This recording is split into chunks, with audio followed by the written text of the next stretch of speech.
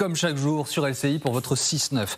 L'actualité en Ukraine avec des combats extrêmement violents qui se poursuivent au nord de Kharkiv. Alors Kharkiv, je vous rappelle, c'est la deuxième ville du pays en Ukraine, elle est au nord-est, elle se trouve à une quinzaine de kilomètres de la frontière avec la Russie. Et derrière cette frontière, de la même façon, une quinzaine de kilomètres, il y a Belgorod, base arrière militaire importante pour les forces russes. Et les combats se concentrent notamment autour de la commune de Vovchansk. Là, on est vraiment tout près de la frontière russe, côté ukrainien. Regardez cette séquence qui illustre parfaitement ce qui est en train de se passer dans cette région. Держи.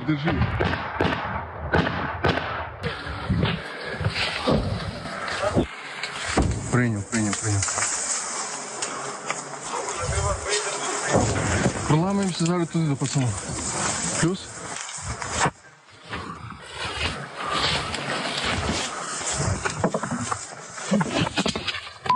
Бачу. Крий.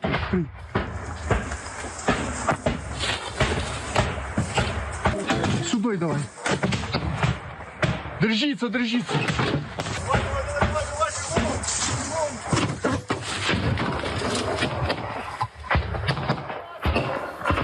Alors, ce sont des séquences qui sont toujours évidemment impressionnantes parce que ce sont les caméras qui sont portées par les combattants ukrainiens. Elles nous permettent, vous permettent de réaliser ce à quoi ressemblent les combats dans cette zone.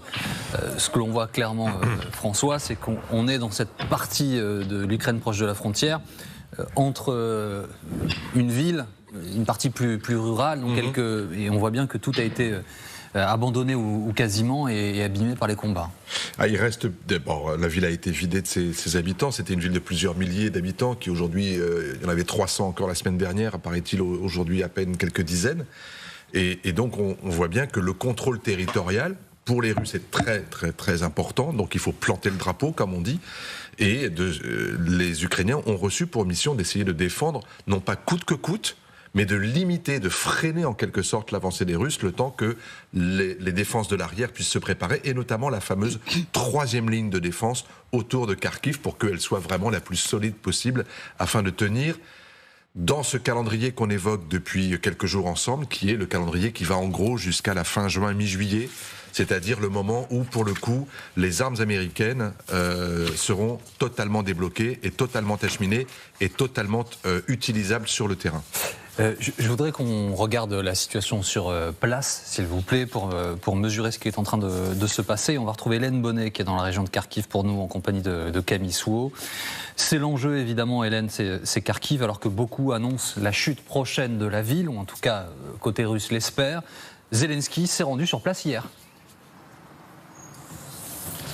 Oui, absolument. Alors en ce qui concerne Kharkiv, ce que je peux vous dire, c'est que dans les dernières heures, la situation ici est plutôt calme. Il y a eu des explosions qu'on a pu entendre hier soir, mais rien de très inquiétant, on va dire. Alors pour Zelensky, effectivement, il s'est rendu hier à Kharkiv pour tenir son cabinet militaire. Le message qu'il a voulu faire passer, c'est que la situation, elle était sous contrôle. Des unités sont venues renforcer les troupes dans la direction de Vovchansk, notamment, mais il reconnaît quand même que la situation est difficile, et c'est aussi ce que l'on comprend depuis Kharkiv. On voit circuler des vidéos avec notamment la présence des Russes qui seraient notifiés dans l'hôpital de Vovchansk. Ce que l'on nous dit ici, c'est que sans que l'on puisse vérifier de façon indépendante, la situation est extrêmement instable. On comprend que les combats ont toujours lieu sur place, que les évacuations aussi ont été nombreuses ces derniers jours. Ce sont des opérations extrêmement périlleuses. Plus de 7000 personnes ont été évacuées. Il y a eu des blessés au cours de ces opérations. Donc effectivement, une situation très fragile. Mais si on dézoome aussi de Kharkiv, on se rend compte que cette situation, elle est fragile sur toute la frontière. Les Russes mettent la pression aux Ukrainiens dans une période de flou où l'Ukraine manque de munitions et manque d'hommes. Donc effectivement, il y a cette crainte dans les prochaines semaines d'une offensive plus importante ici en Ukraine menée par les Russes. Merci beaucoup Hélène. Hélène Bonnet, Camille Souhaut, nos envoyés spéciales en direct de Kharkiv ce matin. Alors, parmi les scénarios qui existent, François, il y a la possibilité de la volonté russe, en fait, de contourner les Ukrainiens, c'est-à-dire de les prendre à revers. On va remontrer une carte. mais avec un chemin un peu différent de celui auquel les Ukrainiens auraient pu penser initialement. C'est un scénario parmi d'autres. Vous avez le premier scénario qu'on évoque depuis le début et qui est celui de la zone tampon que veulent créer les Russes pour éviter que les Ukrainiens frappent sur leurs lignes arrières et notamment sur la région de Belgorod. Et ce scénario, il se confirme. Hein. Plus les troupes russes avancent et plus cette zone tampon s'agrandit pour pouvoir les mettre en sécurité. La deuxième, évidemment, option, c'était la prise de Kharkiv. Pour l'instant, on voit bien qu'elle n'est pas d'actualité, c'est-à-dire qu'il n'y a pas suffisamment de masse critique pour pouvoir à la fois percer pour pouvoir aller vers Kharkiv. Masse critique, c'est le nombre de soldats russes. Hein. Oui. On en a discuté encore hier, mais bon, plusieurs dizaines de milliers au minimum, et là, on n'y est pas du tout. Et la troisième option, qui pourrait se voir le jour dans les prochains jours, on va voir justement si ces petites lignes rouges que vous voyez le long de la frontière, dans quelle direction elles vont. Si elles vont vers le sud, c'est clairement Kharkiv. Si en revanche, elles vont vers l'est, à ce moment-là, c'est effectivement la possibilité pour les Russes d'essayer de prendre les troupes ukrainiennes à revers sur le front du Donbass. Vous voyez le front nord, avec cette séparation entre le vert et le rouge au nord. Et là, effectivement, vous avez deux points très très critiques, Kupiansk et Kramatorsk. Kramatorsk est à l'abri, Kupiansk l'est beaucoup moins. Et là, vous avez la possibilité, effectivement, de permettre aux Russes de prendre en tenaille les Ukrainiens et, pour le coup, de faire ce qu'ils souhaitent faire depuis 2 ans, c'est-à-dire de conquérir la totalité de l'oblast de Luhansk et de Donetsk, ce qui est le Donbass réel. Et ça, effectivement, ce serait pas une surprise, parce qu'on sait que c'est leur volonté, mais ce serait plutôt la méthode utilisée pour y arriver qui serait une surprise. Alors, les autorités ukrainiennes ont accusé ces dernières heures l'armée russe d'avoir recours à des boucliers civils ukrainien. Selon le chef de la police régionale de cette région, du nord-est, des civils qui tentaient de fuir le territoire russe, dit-il, occupé par les Russes, sont en captivité. Selon les premières données, ils sont 35 ou 40. Écoutez ce qu'en dit Samantha de Bendern, consultante LCI.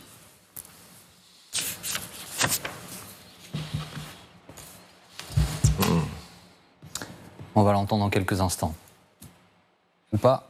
Lors de la parade du 9 mai, Vladimir Poutine a invité à s'asseoir juste au-dessus de lui, sur la banquette à côté de lui, l'officier militaire qui était le commandant à Boutcha.